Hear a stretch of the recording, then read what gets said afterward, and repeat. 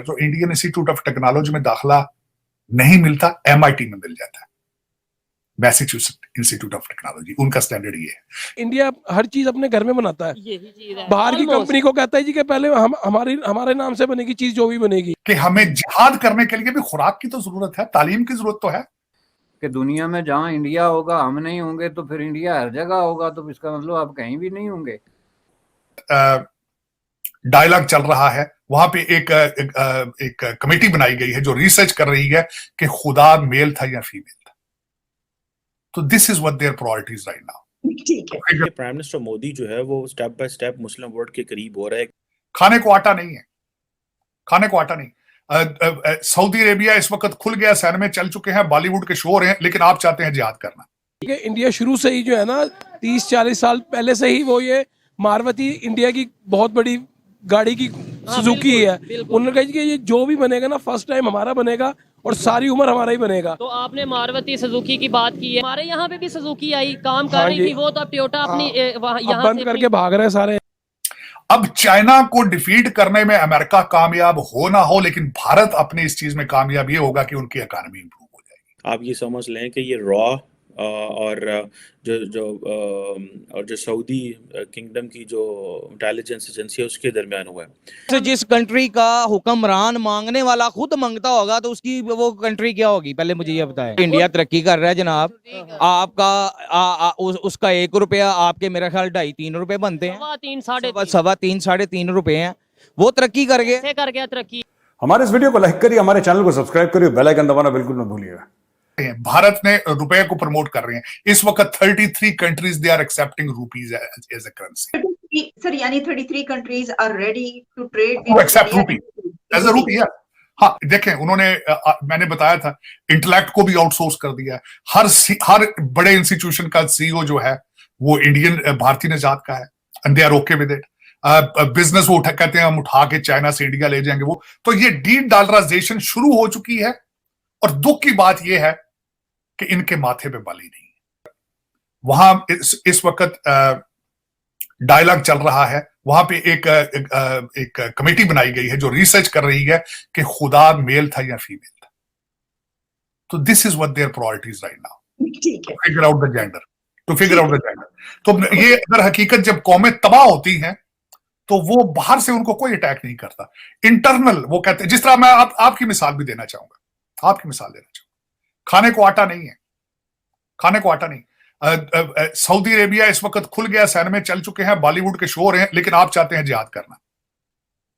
आपके पास खाने को कुछ नहीं है, तालीम आपके पास नहीं है, किस चीज का जिहाद करना, जबकि प्रूवन है हिस्टोरिकली हिस्ट्री कि this is not even than your DNA to have a जिहाद।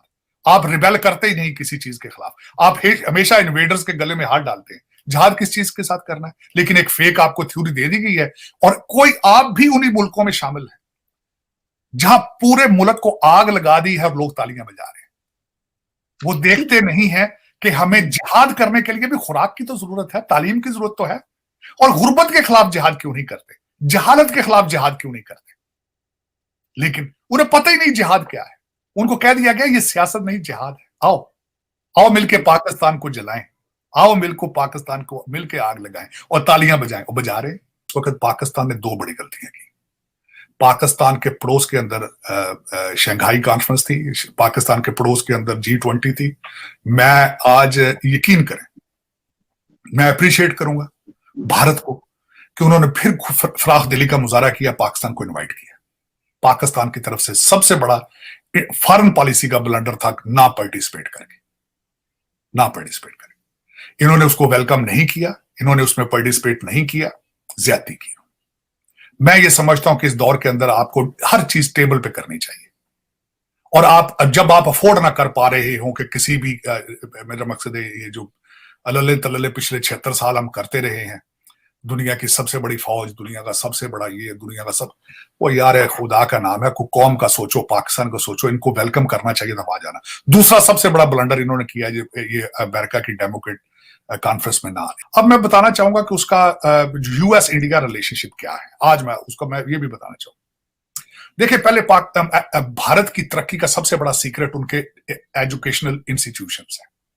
यहाँ पे जो CEO और यहाँ पे जो इंडियन डायस्पोरा है और उसके डायस्पोरे में, हमारे डायस्पोरे में सिर्फ तालीम और क्लास का फर्क है। हमारी एजुकेशन की क्वालिटी वैसी नहीं है।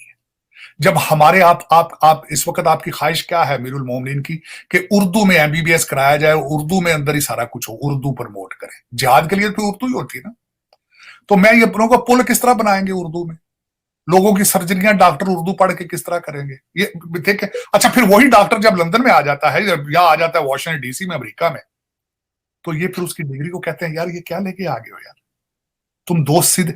मैंने एक एमबीए लड़का कामसैड यूनिवर्सिटी का, सॉरी मैंने उसका नाम ले दिया, गलती की, एक एमबीए लड़का हायर किया था और पहले दिन उसको मैंने कहा ये जाओ ये लेटर लिख के लाओ। यकीन करें वो 2 लफ्ज नहीं लिख सका इंग्लिश के, 2 सेंटेंसेस नहीं लिख सका था। एमबीए की डिग्री थी उसके पास पाकिस्तान से, 2 फिक्रे से एक लेटर नहीं लिख सका बंदा। अच्छा, फिर मैं आगे चलना चाहता हूं कि जब डिग्रियां लेकर उनके आईआईटी से, यहां पे जो मैंने आपको एक और बात बताना है, जो इंडियन इंस्टीट्यूट ऑफ टेक्नोलॉजी में दाखिला नहीं मिलता, एमआईटी में मिल जाता है, मैसेच्यूसेट्स इंस्टीट्यूट ऑफ टेक्नोलॉजी। उनका स्टैंडर्ड ये है। Majority of the CEOs, majority of their high performing Indian diaspora is graduated from there. ठीक, जब वो यहां लेकर आए, एक्सट्रीम पे चले गए, हम डंकियां लगा के आए हैं, हम फिर वही डंकियां ही लगा के यहां डंकियां ही फिर रहे, हमारी जिंदगी डंकी बन गई। तो वो जब उनके साथ हम कंपीट नहीं कर सके, तो वो उन्होंने जब यहां पे सीईओ बने। आज पॉइंट ये है कि अमेरिका चाइना की नफरत में, चाइना से बिजनेस निकाल के लेके जा रहा है भारत, और उसकी सोर्स, उसको सपोर्ट कौन कर रहा है? वही सीईओ और वही इंडियन डायस्पोरा यहां पे वॉशिंगटन डीसी में इस चीज को सपोर्ट कर रहा है। अब चाइना को डिफीट करने में अमेरिका कामयाब हो ना हो, लेकिन भारत अपने इस चीज में कामयाब ये होगा कि उनकी इकोनॉमी इंप्रूव हो जाएगी, वो अगले लेवल पर चले जाएंगे, वो रीजनल पावर बन जाएंगे, वो फ्यूचर में सिक्योरिटी काउंसिल में परमानेंट सीट ले लेंगे, वो कई चीजें गेन कर जाएंगे इस अपनी यारी दोस्ती में। बल्कि मैं ये कहता हूं, आपने चाइना की दुश्मनी बेचने की कोशिश करते रहे हैं हमेशा भारत के सामने, चाइना को डराते रहे, देखें हम आपके दोस्त हैं, हमारी मदद करो, देखें हम इंडिया को खड़े हो जाते हैं आगे से। आप उसको पैसे लेते रहे, लंदन में चले गए, जहां चले जाए, पाकिस्तान ना आए, लेकिन अब वो आपकी गेम तो नहीं चल रही ना। इंडिया और जो सऊदी अरब की इंटेलिजेंस एजेंसीज हैं उनके दरमियान एक कोऑपरेशन हुआ है दहशतगर्दी को काउंटर करने का, कॉम्बैट करने का, और टेरर फाइनेंसी को कॉम्बैट करने का। और ये बेसिकली आप ये समझ लें कि ये रॉ और जो सऊदी किंगडम की जो इंटेलिजेंस एजेंसी है उसके दरमियान हुआ है। वैसे अब हमने इससे पहले भी थोड़ा सा बात की थी कि ऐसे लग रहा है कि प्राइम मिनिस्टर मोदी जो है वो step by step Muslim world के करीब हो रहा है। एक तो वो सारी बात है फाइनेंशियली उनके इंटरेस्ट को देख रहे हैं, कारोबार, बिजनेस और चीज़ें, तेल और इस तरह की चीज़ें। दूसरा ये उन स्ट्रेटेजिक इश्यूज़ के ऊपर और ये जो ग्लोबली इम्पोर्टेंस के इश्यूज़ हैं उनके ऊपर भी जो है वो करीब हो रहा है। आपको क्या लगता है भाई साहब, पाकिस्तान जिसने मुस्लिम वर्ल्ड को और पर्टिकुलरली सऊदी अरेबिया को इतना ज़्यादा जो है वो जेलसली गार्ड किया और प्रोटेक्ट किया कि उसको इंडिया की हवा ना लगे, आप पाकिस्तान की पोजीशन को कैसे देखते हैं जब इंडिया और सऊदी अरब का जो इंटेलिजेंस एजेंसीज का cooperation on combating terrorism and terror financing है? जी देखें जी, ये बहुत बड़ा एक डिसीजन है जो डायरेक्टली टच करता है पाकिस्तान की कोर पॉलिसी को, स्पेसिफिकली जो कश्मीर इशू को लेके। तो इंडिया और पाकिस्तान के दरमियान जो एक्सचेंज भी हो रहा है गुज़श्ता 20-30 सालों से बिलखुसूस, इसका ताल्लुक बिलाखिर जाके तो जुड़ता तो बहरहाल जो है वो दहशतगर्दी के साथ ही है। तो उस हवाले से अगर एक कोऑपरेशन जो है वो होता है सऊदी इंटेलिजेंस एजेंसीज और इंडियन इंटेलिजेंस एजेंसीज के दरमियान, तो इसको कम्बैट करने के लिए, तो उसमें जो नंबर 1 सवाल उभर के आएगा वो कश्मीर में आएगा। क्योंकि इंडिया को इस वक्त जो है अगर किसी थोड़ी बहुत किसी तरीके से किसी मिलिटेंसी या दहशतगर्दी का कोई खदशा है या सामना है, पहली बात है सामना तो अब नहीं, खदशा कह सकते हैं आप, जो इक्का दुक्का वाकयात हो रहे हैं, तो उसमें जाहिर है वो कश्मीर के अंदर ही है, बाकी तो कहीं उस तरह की उस सतह पे नहीं है। आज़ादी के बाद से ही पाकिस्तान में हमेशा पावर स्ट्रगल, इकोनॉमिक क्राइसिस और मिलिट्री कूस होते रहे, लेकिन इंडिया में ऐसा नहीं था। इंडिया में रेगुलर इलेक्शन हो रहे थे। हालांकि इंडिया में पॉलिटिकल टेंशन रहते थे। कोalition गवर्नमेंट्स बहुत लंबे समय तक इस देश पर गवर्नमेंट बना के राज करती रही, लेकिन हम रिलेटिवली स्टेबल थे और हिंदू रेट ऑफ ग्रोथ जिसे कहते हैं उससे धीरे धीरे ग्रोथ करते रहे, स्टेडी ग्रोथ करते रहे। जबकि पाकिस्तान के साथ ऐसा नहीं था। पाकिस्तान में जैसे ही डॉलर आते थे वैसे ही उनका जीडीपी प्रोजेक्शन और पर कैपिटा सब कुछ ऊपर चला जाता था। लेकिन जैसे ही अफ़गानिस्तान से अमेरिका ने पुल आउट किया, डॉलर बंद हुए, तो आज आप सब देख सकते हैं कि पाकिस्तान का क्या फटे हाल हो चुका है।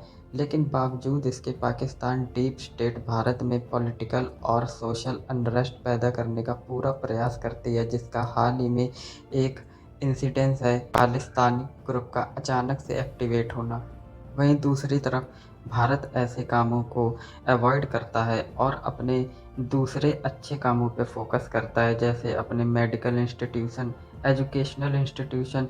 और इसीलिए आज भारत के लोग पूरी दुनिया की बड़ी बड़ी एमएनसीज में सीईओज के तौर पे काम कर रहे हैं, जिसका श्रेय जाता है भारत के टॉप नॉच इंस्टीट्यूशंस को, जैसे आईआईटीज, आईआईएम्स और एम्स।